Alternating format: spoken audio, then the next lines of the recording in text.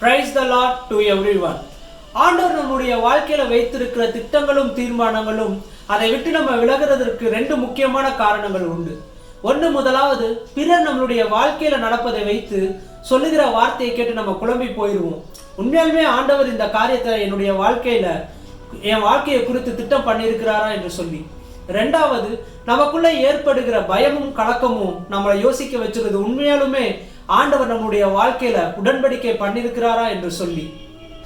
1 ராஜாக்கள் 13வது அதிகாரத்தை வாசித்து பாருங்கள். நேபாத்தின் குமாரன் ஆகிய எரேபெயாம் கர்த்தருக்கு விரோதமாய் தூபம் காட்டி வந்ததின் நிமித்தமாய் யூதாவில் இருந்து பெத்தேலுக்கு ஒரு தேவ மனுஷன் வராரு.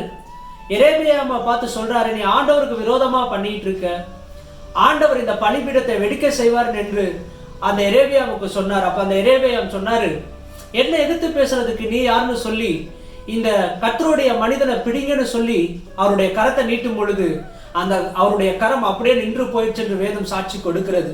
அது அவனால மடக்க முடியலன்னு சொல்லி வேதம் சாட்சி கொடுக்கிறது. அப்ப அந்த எரேபெயாம் கர்த்தருடைய மனுஷனை பார்த்து கேட்கிறாரு, என் கையை திரும்பவும் பழைய மாதிரி ஆக்குங்கன்னு சொல்லும் பொழுது திரும்பவும் அந்த தேவ மனிதர் ஆண்டவர்கிட்ட கேட்கிறாரு, ஜெபம் பண்றாரு. அந்த கை முன்போல் இருந்தது போல மாறிற்று.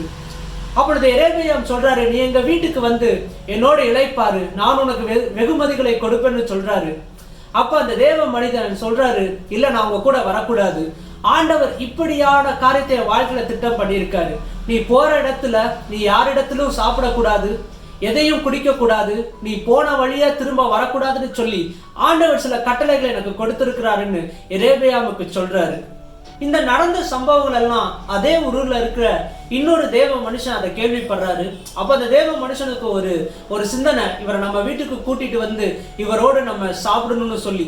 இதனால அவரு அந்த யூதாவில் இருந்து வந்த தேவ மனுஷரோடு இந்த ஊர்ல இருந்த ஒரு தேவ மனுஷர் போய் கூப்பிடுறாரு, நீங்க எங்க வீட்டுக்கு வாங்க, எங்களோட வந்து சாப்பிடுங்கன்னு சொல்லும் போது எரேபெயாமோடு பேசின அந்த தேவ மனுஷன் சொல்றாரு, இல்ல ஆண்டவர் எனக்கு இப்படிப்பட்ட கட்டளைகளை கொடுத்திருக்காரு, நான் யார் வீட்டுக்கு வந்து சாப்பிடக்கூடாதுன்னு சொல்றப்போ அந்த ஊர்ல இருக்கிற தேவ மனுஷன் சொல்றாரு, இல்ல நானும் ஒரு தீர்க்கதரிசி தான், நீங்க எங்க வீட்டுக்கு வந்து சாப்பிட சொல்லி தேவ தூதர்கள் எனக்கு சொன்னாங்கன்னு வேதம் சொல்லுது. அவர் பொய் சொல்லி அவரை கூட்டிட்டு போனாங்கன்னு சொல்லி வேதம் சாட்சி கொடுக்கிறது.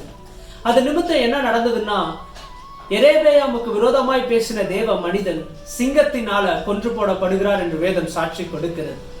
இதே போலதான் நம்மளுடைய வாழ்க்கையிலையும் ஆண்டவர் நமக்கு சில உடன்படிக்கையை பண்ணுவேன் என்று சொல்லி நம்மளோடு ஒரு காரியத்தை உடன்படிக்கை பண்ணியிருப்பார். ஆனாலும் பிறர் சொல்லுகிற வார்த்தையை கேட்டு ஆண்டவர் ஒரு வேளை நம்மளுடைய வாழ்க்கையில இந்த காரியத்தை நியமிக்கல, ஆண்டவர் இந்த உடன்படிக்கையை நம்மளோடு செய்யலன்னு சொல்லி அதை மறந்து வேற வழியாய் திரும்பி போகிறோம்.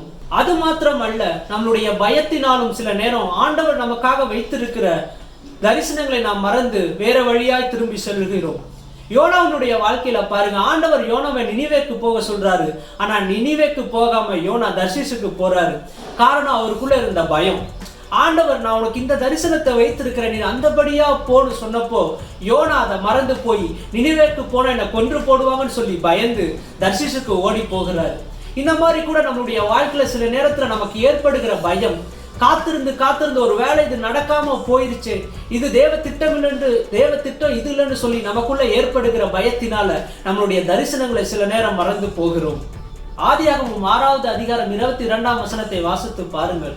நோவா ஆண்டவர் தனக்கு கட்டளையிட்ட எல்லா காரியத்தையும் நேர்த்தியாய் செய்து முடித்தார் என்று வேதம் சாட்சி கொடுக்கிறது. வசனம் இப்படியாய் சொல்லுகிறது, கர்த்தர் கொடுத்த எல்லா கட்டளைகளையும் நோவா சரியாய் செய்தார் என்று வேதம் சாட்சி கொடுக்கிறது. அதனால நோவா தான் மட்டுமல்ல, தன்னுடைய குடும்பத்தையே அவரால் சேவ் பண்ண முடிந்தது. ஏன்னா அவர் ஆண்டவர் வைத்திருந்த தரிசனத்தையும் கட்டளைகளையும் மீறாம ஆண்டவர் தனக்கு என்ன கொடுத்தாரோ அதுல நிலைத்து நின்றார்.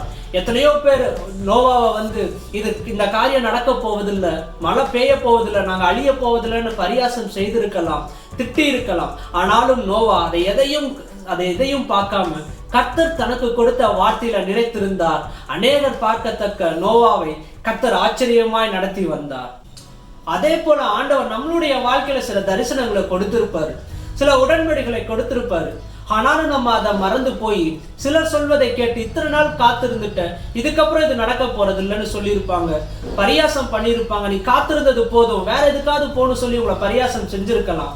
ஒருவேளை உங்களுக்கே ஒரு பயம் வந்து, இத்தனை நாள் ஆயிடுச்சு, இத்தனை நாள் காத்திருந்தாச்சு, இனி கர்த்தர் இதை நமக்கு செய்ய போறாரா இல்லையான்னு சொல்லி ஒரு பயம் உங்களுக்குள்ள இருக்கலாம். ஆனா கர்த்தர் இன்றைக்கு ஒரு வார்த்தையை சொல்லுகிறார். ஆபகுக் 2வது அதிகாரம் 3வது வசனம் இப்படியாய் சொல்லுகிறது, குறித்த காலத்துக்கு தரிசனம் இன்னும் வைக்கப்பட்டு இருக்கிறது, முடிவிலே அது விளங்கும், அது பொய் சொல்லாது, அது தாமதித்தாலும் அதற்கு காத்திரு, அது நிச்சயமாய் வரும், அது தாமதிப்பதில்லை என்று வேதம் சொல்லுகிறது. இன்னும் தரிசனம் வைக்கப்பட்டிருக்கிறது. இன்னும் இன்னும் இந்த வேதத்துல ஒவ்வொரு வார்த்தைக்கும் பல அர்த்தங்கள் உண்டு. அதே போல இந்த வசனத்துல சொல்லப்படுகிறது இன்னும் தரிசனங்கள் வைக்கப்பட்டு இருக்கிறது. ஒருவேளை நீங்க நினைக்கலாம் எல்லாம் முடிந்து போயிருச்சு, இனி இது ஆண்டவர் சித்தம் இல்லைன்னு சொல்லி. ஆனா இன்னும் உனக்கான தரிசனங்களை ஆண்டவர் வைத்திருக்கிறார். இன்னும் ஆண்டவர் உனக்காக சொன்ன உடன்படிக்கைகளை வைத்திருக்கிறார். அது ஒன்றாகவும் உங்கள் வாழ்க்கையில் புறவைப்படாமல் கர்த்தர் அதை நேர்த்தியாய் நடத்துவார். ஒருவேளை அநேகர் உங்களை பரியாசம் செஞ்சு இந்த வழியை விட்டு நீ திரும்பி போய் ஆண்டவர் சித்தம் இல்லைன்னு சொல்லியிருக்கலாம்.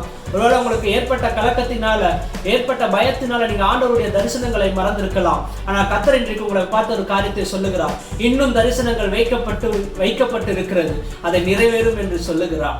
கர்த்தர் உங்களை ஆசீர்வதிக்க போதுமானவர். உங்களுக்காக வைத்திருக்கிற தரிசனங்களை கர்த்தர் நிச்சயமாய் உங்களை கொண்டு நடத்த அவர் சித்தமுள்ளவராய் இருக்கிறார். காத்திருங்கள், பெரிய காரியத்தை பெறுவீர்கள். God bless you.